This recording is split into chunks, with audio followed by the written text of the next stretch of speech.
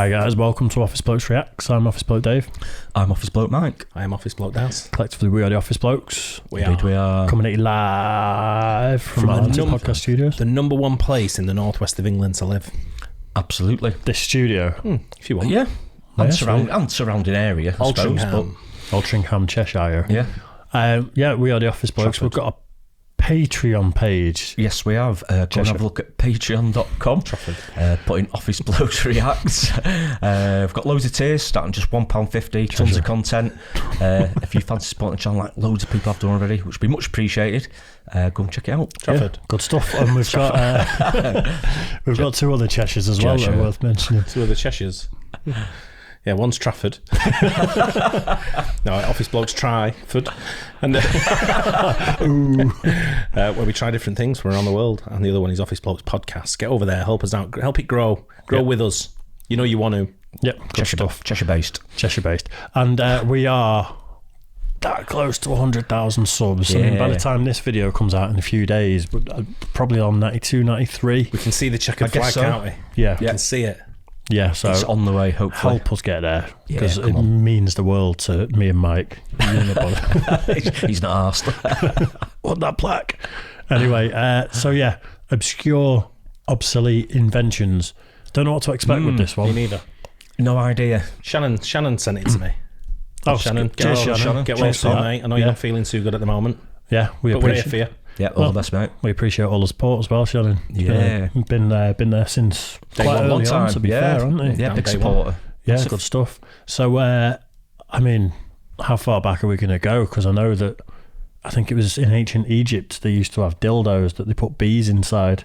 So the bees would fly around and it'd be... That's what causes the buzz. Yeah. But I'm not sure that's obsolete, really. How would you possibly know that? He's got one. He got one stuck once. That's just one of those weird facts that I've got no idea where it came from. Half black, half ginger.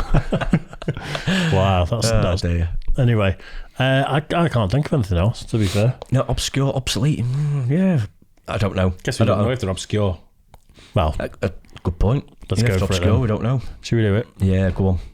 Alright, after months upon months of unrelenting pressure by you psychopaths pretending to be my characters on Twitter, I finally got a merch store. Let this be a lesson, kids. With enough harassment, you can achieve anything. Anyway, go check it out, or don't, whatever. Don't harass us. Things. We buckled once and we're never doing it again, are we? Never.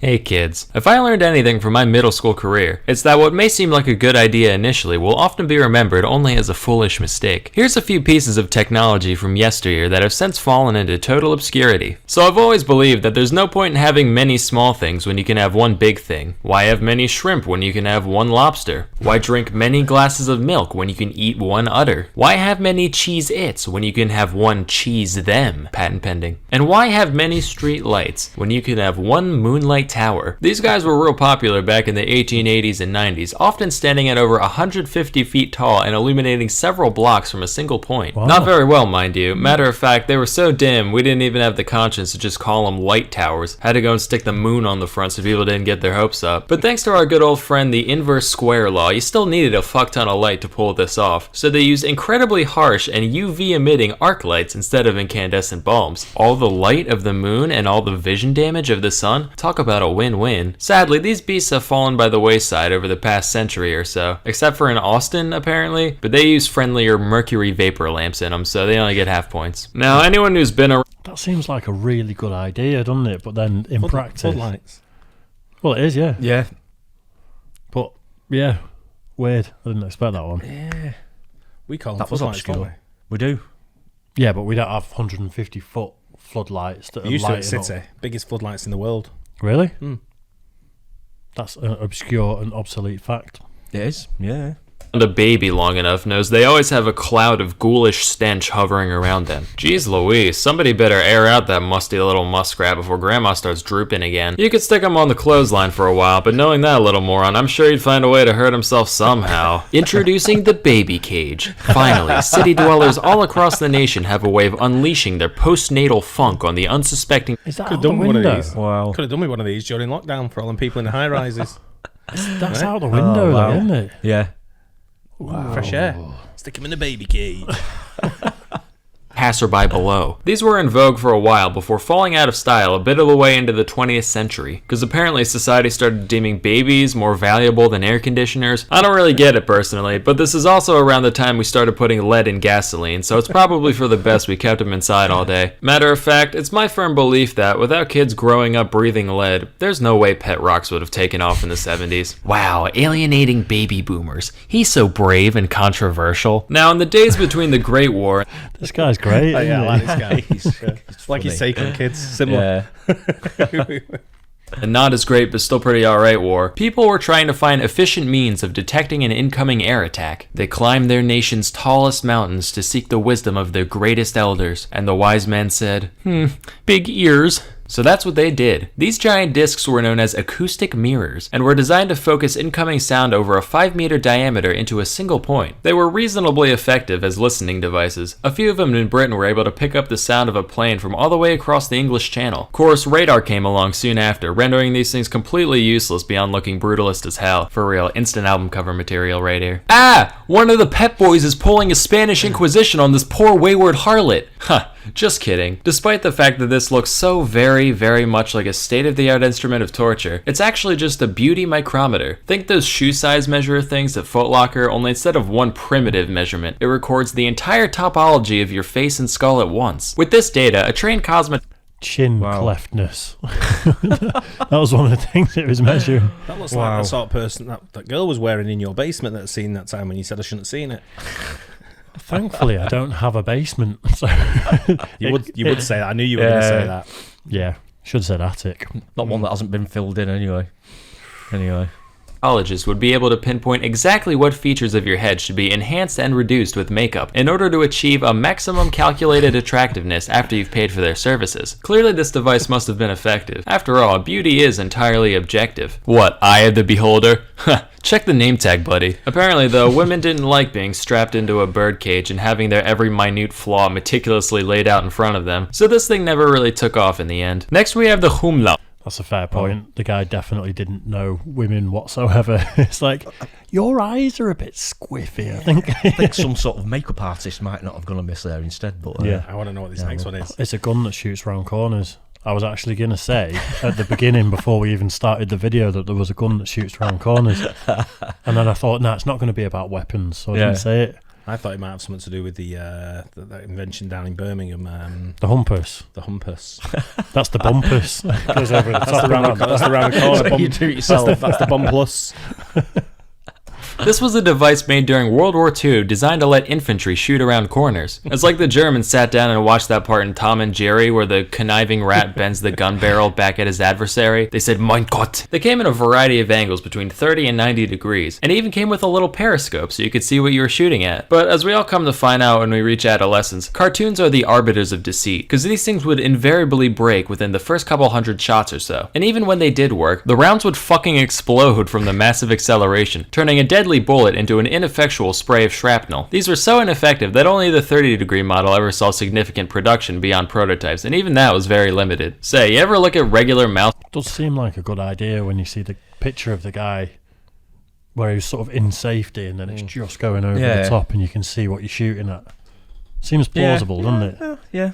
Maybe it's the execution that You was can't wrong. exactly see what you're shooting at, though, can it? Still pretty random, isn't it? He's got a periscope. Did he? Oh, right. Yeah, watch. saw significant production beyond prototypes, and even that was very limited. Say, you ever look at regular mouse traps and go, not enough property damage? Well, check this out. Patented in 1882, it's the Revolver mousetrap, brought to you by the makers of the Snail Trebuchet and the Cockroach Claymore. Thanks to the marvels of the modern era, all those tiresome hours of intense varmint slang can be outsourced to one little gadget on the floor of your kid's playroom. Now when you hear a gunshot in the middle of the night, you can rest easy knowing that, one way or the other, there's one less pest for you to deal with in the morning. Boom. 1850. Steam locomotives are all the rage. You're in the transport business, but all you can afford is a couple dumb horses. Sure, they move things from point A to point B almost as well at a fraction of the cost, but your cool rail-riding friends called you a whack-ass and it really hurt your feelers. Well, have we got the invention for you? The Impulsoria uses an ingenious system of treadmills to turn that horse to be beckoned into a force to be reckoned